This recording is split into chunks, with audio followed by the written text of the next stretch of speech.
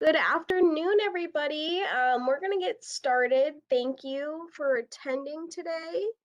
Um, I'm going to turn on my video just so it's a little more personable for everyone. Let me see if that worked.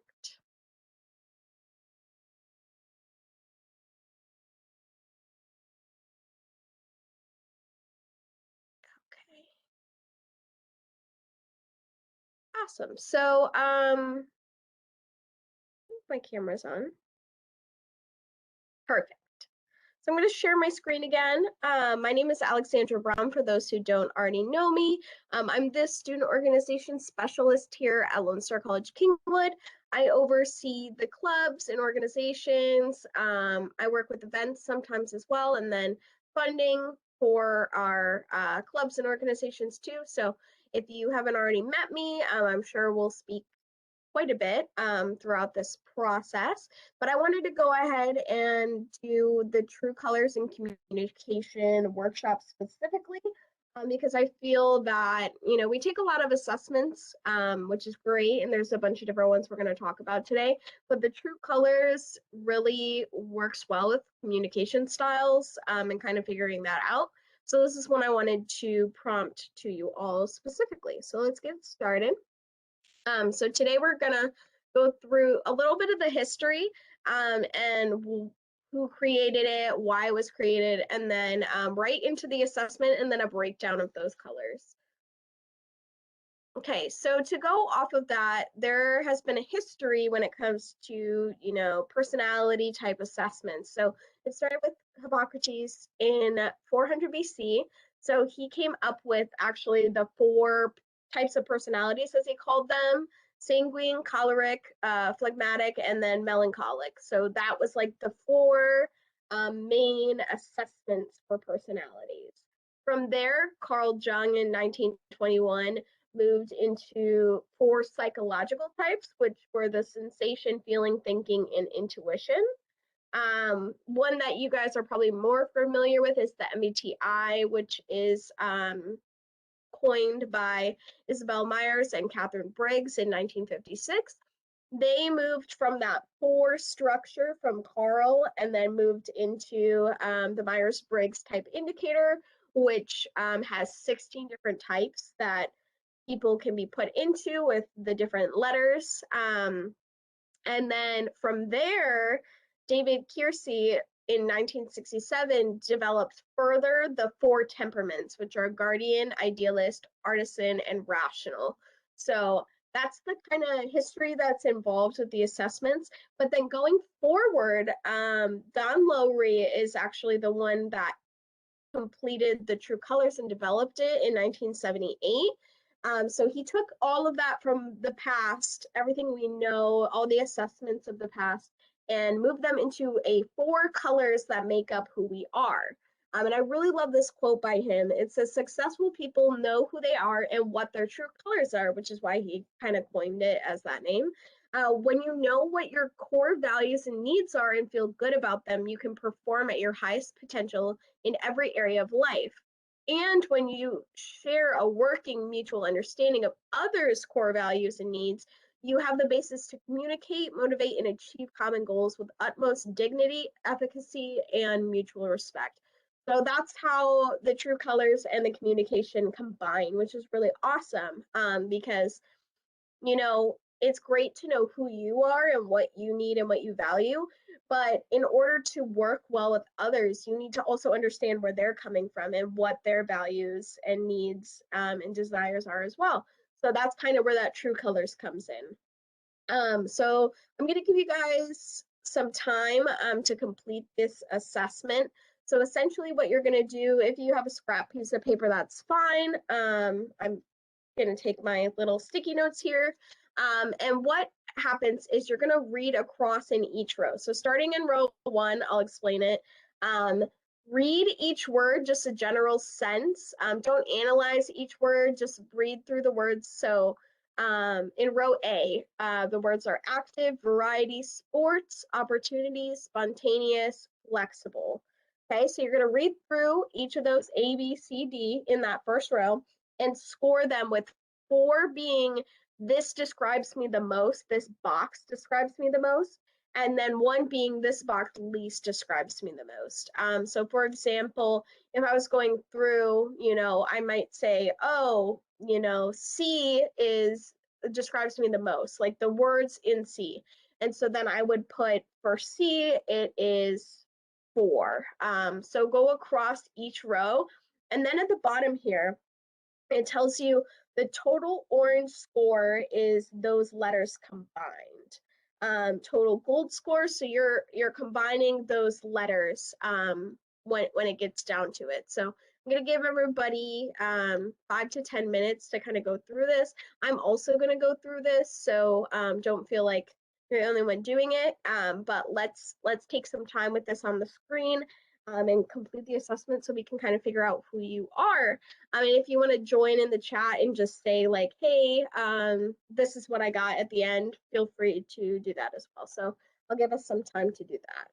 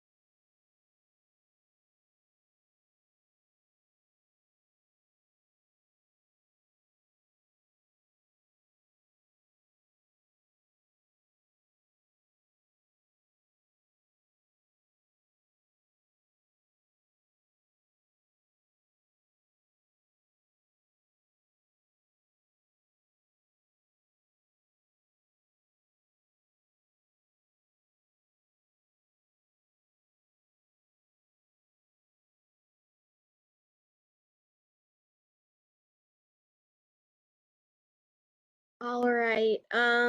If anybody is still working, just let me know in the chat. We can take another couple minutes to work on that.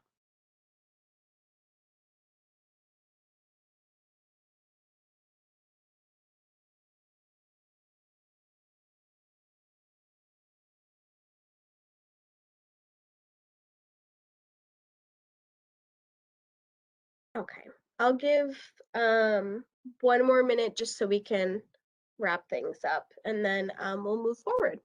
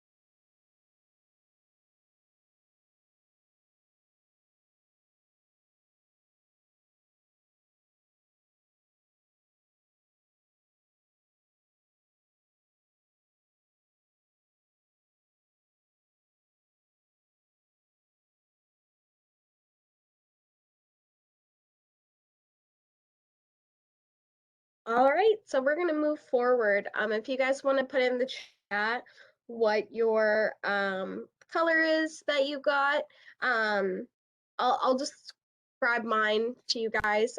So I've taken this quite a few times, and it's always between blue and gold, depending on when I'm taking it. Every semester or every year, it kind of changes. So right now, blue, I had 17. Gold is 16, green is 9, and orange is 8. So we'll go into that a little bit more now, and I'll explain about those different colors.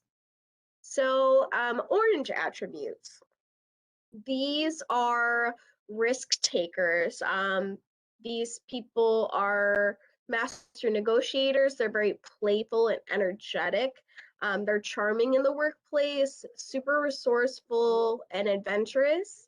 But the things that stress them out based on those attributes is, a lack of freedom, feeling kind of trapped in situations, not being able to use their skills, being forced to keep quiet, lack of physical contact, too much of a routine, slow actions, a lot of waiting, that kind of patience aspect. So much details. They're all about doing things and getting things done, testing the limits, taking risks rather than just sitting and working on something. So if you're an orange, you actually make up 20% of the world's population. And I'm going to explain why I chose the people that I chose to talk about if they're orange. So I went with a celebrity for each, and then a Harry Potter character, and also a Marvel character, Avengers specifically. I'm a huge Marvel Harry Potter person, but Lucille Ball, she's an orange. Um, Tony Stark, I categorize him as an orange as well, and Draco Malfoy. So to explain, each of them, has that risk taking. Each of them, if we go back, is super creative, adventurous, resourceful. So that's how that aspect is put into place if you're an orange. So if you're an orange, you may see yourself as super straightforward, but these are the ways other people can perceive you as. They can see, I see myself as straightforward, but I'm perceived as being rude or having no filter. I'm super easygoing, but in that sense, someone can perceive me as not being serious. I'm super flexible, but I could be seen as ignoring the rules. And then, if you're a negotiator, you could be seen as manipulative. And when you're on a team with an orange, when you're talking to an orange, lighten up, that they're pretty, they're not super serious about things. Match their speed and their pace, and then be direct and to the point, because they do not need to know the X, Y, and Z little details. They just want to get to the point of whatever it is you're working on. And if you yourself are an orange, be aware of how you're coming across. If things are a little bit serious in tone, adapt to that setting. Give people time to process and pause before committing, because doing, you're like ready to do stuff, but you got to pause before you commit to things, and get all of the information and process all of that information before you move forward on a team. So with that, we'll move into gold. So gold is the detail-oriented, super helpful, traditional color. They are responsible, they're organized, they have a strong work ethic. Some things that stress them out because of that is a lack of follow-through, not having a set schedule or a routine, a lot of changes being made, lack of consistency. In my opinion, it's like the gold is a super responsible, organized, dependable person, and anything that's not organized, responsible, and dependable would stress them out. So that's kind of the description of that. So if you're a gold, you do make up 35% of the world's population. Again, I move between blue and gold depending on, whenever I take the assessments. Henry Ford was a gold, Hermione Granger, and then our good old Steve Rogers is definitely a gold. Now, golds, if I'm a gold, I see myself as dependable and stable, but that can come off to other people as super rigid and stubborn. I know what's best, and I see myself as knowing what's best, but that can come off as judgmental to others. I may see that I'm responsible, but other people can consider that controlling or bossy. Punctual, being punctual, like I'm super punctual, but it can come across as being rigid about time and having that set schedule. So stuff like that is how you see yourself and then how you're perceived. Now, when talking to a gold and working with them on a team, communicate in writing so they have that details written down, so they have that communication. Don't interrupt them when they're going through something. Be super specific about what you want and stay on target. And I think they all really wrap together, because if you're communicating to them, they want to know the specifics, they want to know the XYZ, and they don't want to get off task. So if you're having a meeting with this member on your team, they want to stay on target and on task. If you're a gold, though, you do want to work on having patience when others talk in different directions or get off task, gently pushing them back to the task, as I like to say. Be open-minded to that flexibility and change, and then accepting others' ways of doing things, because as long as you're getting to the same goal and outcome at the end, it doesn't matter the process that your team gets there. So green, we're going to go into green. They're the very analytical, super intelligent. They come up with lots of ideas. They got super complex stuff going on in their head. For them, work is play and play is work. They can never know enough. They want to keep learning. They want to keep doing things. And some things that are stressful to them is, small talk. They're super big on big ideas. Overly sensitive people, not having that independent thinking, too much routine or red tape, being looked at as incompetent, and not having decisions made with data and all the facts put together. So just making a decision and not looking at all the outcome. They're super, super logical. That's something to go off of. So if you're a green, you make up 23% of the world's population. Albert Einstein was a green. Harry Potter himself is a green, and then Bruce Banner, our good old Bruce Banner, otherwise known as the Hulk, is considered a green, which is ironic because he is the Hulk. So to go along with that, greens see themselves as knowledgeable, but that can come across as they're being snobby, like they're too smart, they're too big for their britches. They can come across as super confident, which can look arrogant to others. They may be feeling like they're super innovative, but to other people, they can seem kind of weird because they're trying things that, a lot of people aren't suggesting. They're super independent and they're like, wow, I love that, but that can be seen as antisocial. And then because they're so logical, it can come off as heartless, that they're almost robotic sense. So when you're talking to a green, give them time to think because they're logically processing everything. They need to know the what, where, when, who, and why of any situation. Give them their independence. So give them time to process things, give them time to work alone and come back to that team setting to best give their results.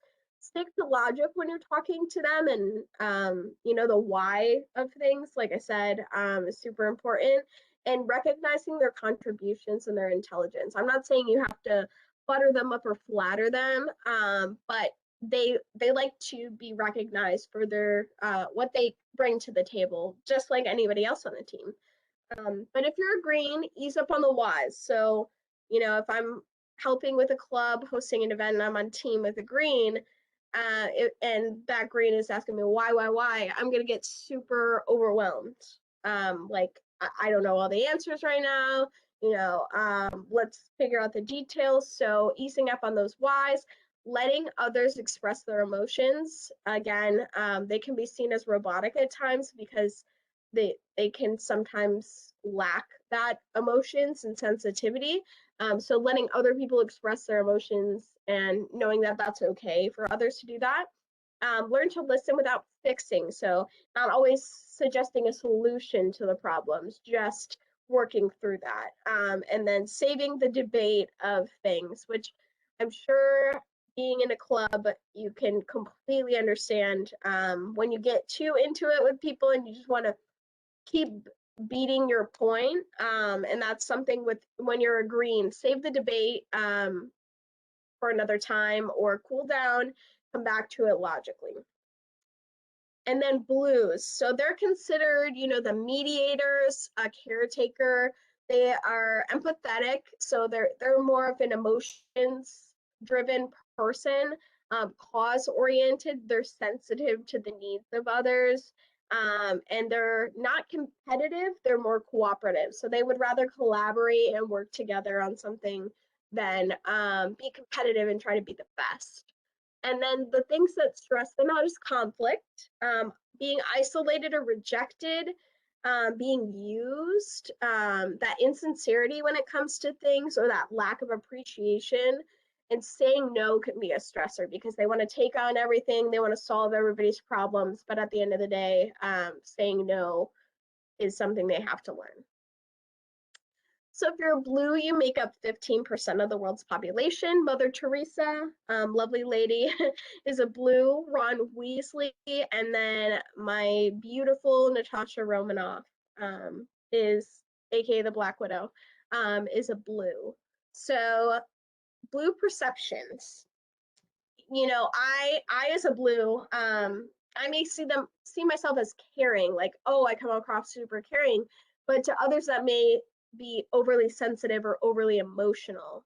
I'm super trusting with people, but that can come off as naive. Am I too trusting? Tirelessly working, so working really hard on something, you've overcommitted. You can't say no. People can perceive you as that. Being supportive, other people can see as smothering. And then genuinely showing your interest in others can sometimes be considered nosy, like you're going into other people's business. So I like to think of it as gold and orange are super opposites, right? Gold is that love structure. Orange is like, I do not like structure.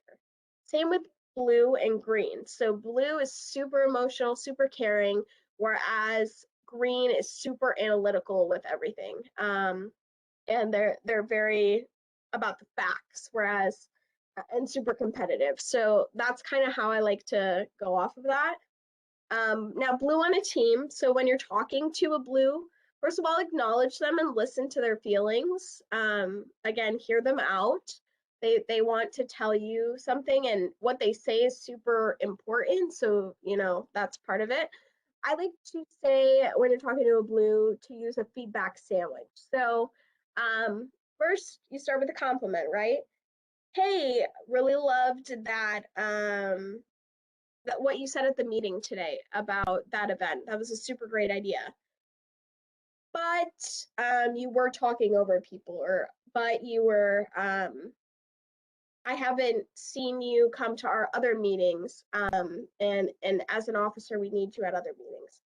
But again, following it up with something positive, like we really love working with you, would love to continue working with you, something like that. So you really layer the positive with the negative and the positive.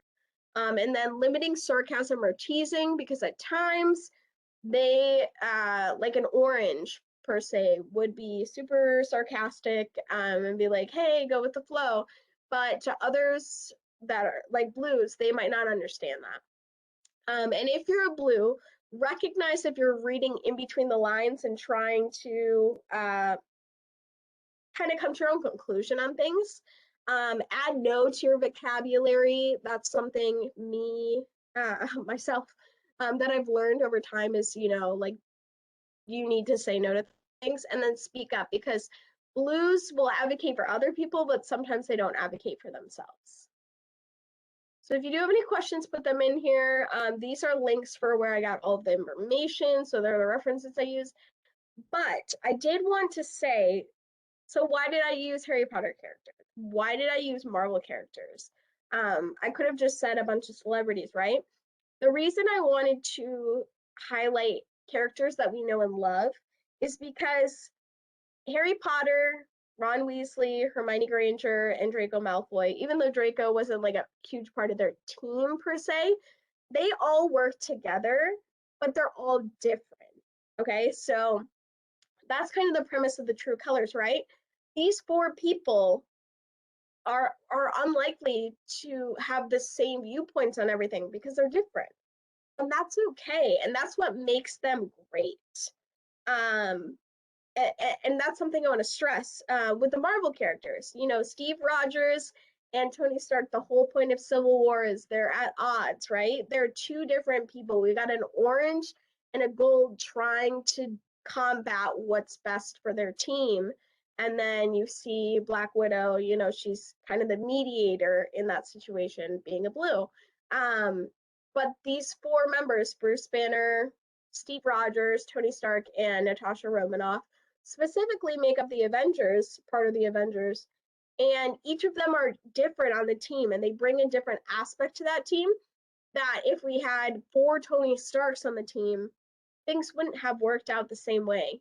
You know, in Infinity War, you know, you need every member of the team. If we had if we had only Steve Rogers, how would anything get accomplished? You know, that's what I want to stress about the true colors is, yes, it's super fun. I love personality tests. I know personality assessments, stuff like that. Our students love it. Clubs love it. This is a great activity to host for your club. And, you know, if you guys want this presentation, I'll be sending it out. And then, you know, that assessment too, if you want to use that and bring it back to your club. But the thing I want to stress with that is it's important to do this, but then to understand why I am the color and how can I work with other people that are other colors, because chances are 99% of the time you're going to be on a team with people that are not exactly like you. That's the whole point of a team. You want a diverse team. You don't want people to all be the same, because then they're going to have the same outcomes, the same thoughts and processes. And that's what makes the characters in Harry Potter and the characters in the Marvel universe for the Avengers so strong. And that's what makes what they do so important, because they're all separate members of a team working together. towards a common good. And that's what you're doing with your club. You're working towards a common goal, a common purpose, your mission statement, but you're all different. So I just wanted to give you guys that piece of information at the end too. I hope you guys enjoyed this presentation. If you do have more questions, again, feel free to reach out. My contact information, I believe I put it on the first slide. I did not put my phone number, but you can contact me via email at alexandra.brown@lonestar.edu. And let me check out the chat. A fellow Alexandra, I'm glad you enjoyed it. Gold and green, okay, which makes sense because they are pretty similar in that sense, which is kind of why I got blue and gold. They've got similar tendencies. I'm glad you liked it. Again, I find this super effective. I love MBTIs and the four temperaments and everything else when it comes to assessments, but I feel like this sums it all up really easily, and you can identify as a color. And it's not like I looked up what color a Harry Potter character was. I based it off of what I know of them. Just like you can assess basically what you would think someone is, but until you take this test, you won't know for sure. So thank you guys for coming. If you have more questions, reach out at any time. If you need help to facilitate this or anything like that, just let me know. Thank you, Ramiro. You guys have a great day.